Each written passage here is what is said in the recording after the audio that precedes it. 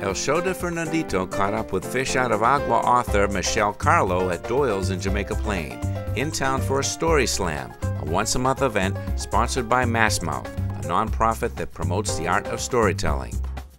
It's so awesome to be here, Fernando. I am so psyched. I'm going to be here for 4 days and 3 days of telling stories with one of some of the most awesomest storytellers in Boston. Tonight is Sunday, and I'm here at Doyle's Cafe in Jamaica Plain with Massmouth.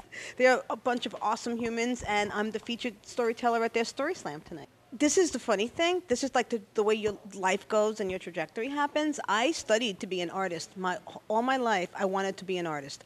And I ended up being a storyteller and a published author. So you never know how you're going to end up. I have a BFA from the School of Visual Arts in advertising and graphic design. And I ended up doing this through the most circuitous route of like happenstance and accident, or maybe there are no accidents. I kind of just like fell into doing this. I also wanted to be an actress, and I had started doing that at the age where most people quit. And I actually was starting to have a blossoming, burgeoning start-off career as an independent film actress. And I had an actual accident, which kind of like put an end to that. I was in a very bad car accident. And then I started doing the alternative comedy theater scene in New York City's Lower East Side. That was from the late 90s to early 2000s on the Lower East Side. And that led me to find The Moth, which is a storytelling organization in New York City, who's like the mother of all the other storytelling organizations, because they say storytelling is the new stand-up. And there are offshoots of The Moth in many places. And I started doing the story slams like on a bet, and I won. And it was finally, after all these years of my life, there was something I was good at, so I just kept doing it. I kept telling stories about growing up in the Bronx. I kept telling stories about being a fish out of agua, which is what led to me writing the book.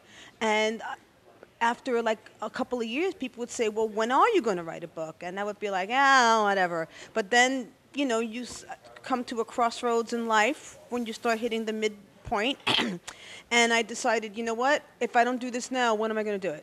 So I got serious about it, and I did one monumental thing. I quit my lifelong habit of smoking tobacco, and I joined a writing group. And that second, it was like I entered into a total new phase of my life. So within that decision, within 4 months, I had my book proposal done. Within 6 months, I had my agent. At a year, they were sending it out.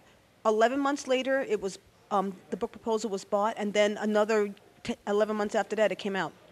So it was almost like it was blessed. No, it's not almost like. It is like it was blessed. My grandmother, my abuela, would call it el señor. You call it what you want.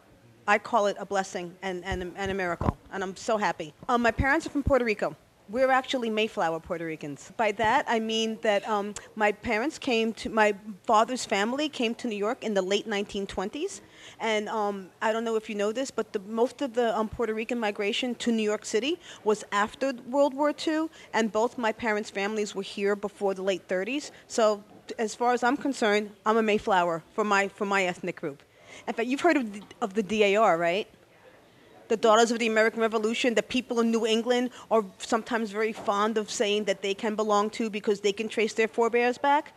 Well, I'm a daughter of the DARR, daughter of the Rican Revolution. I was a fish out of agua. I mean, you know, agua is the most recognizable Spanish word in English, right? And the fish out of water, it means someone who doesn't fit in. So I was like that. My favorite saying was that I had to be Spanish on Sunday. On Sunday, I would have to go to Abuelita's house, and I would have to pretend not to pick the pig's feet out of the sofrito and to like rice and beans and stuff like that, because during the week, I would have to pretend to be white. Because as soon as they found out that I was Puerto Rican, I was called the spick. And it didn't matter that I grew up in an Italian neighborhood where most of the Sicilians were 5 shades darker than I was. Didn't matter, because that's the way it was back in the 1970s. There were gangs in the high schools in the late 1970s, and we had incidents most people have proms and pep rallies and homecoming dances to look forward to. Well, in the spring, our days were Kill Whitey Day and Kill Black and Puerto Rican Day. And I got my butt kicked on both of them because nobody could figure out what I was. And it's funny, but it's not funny. It's a shame that it happened then. It's a shame that we have bullying and stuff like that going on now. But you know what they say, what doesn't kill you makes you stronger, or you write a book about it. I had no idea.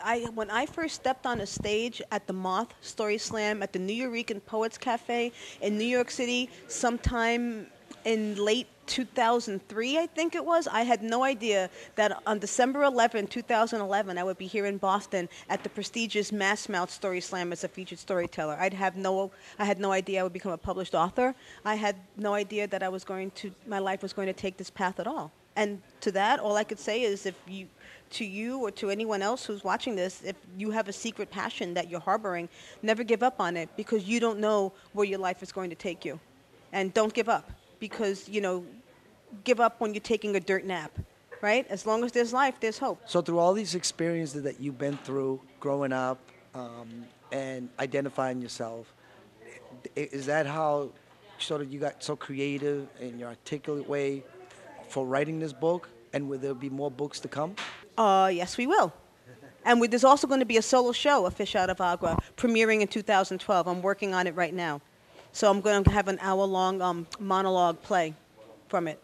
Well, we want to thank you for coming to Boston. Thank you. And here's the book, Fish Out of Agua, My Life on Neither Side of the Subway Tracks. Ask for it at your local bookstore or on Amazon.com.